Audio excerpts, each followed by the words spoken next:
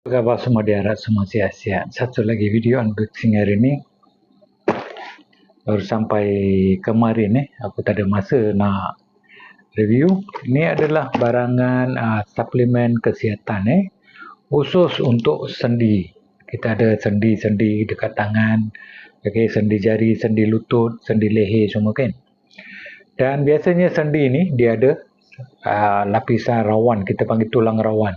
Belakangnya dia akan ada tulang.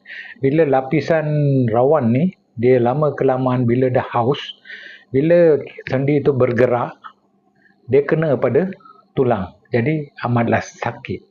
Biasanya ia berlaku pada warga emas berumur lebih 50 tahun ataupun mereka yang bekerja keras. Tulang rawannya dia akan haus dan biasanya bila berjalan ataupun tangan, kalau pergerakan tangan kadang dia sakit, kadang dekat leher dia sakit.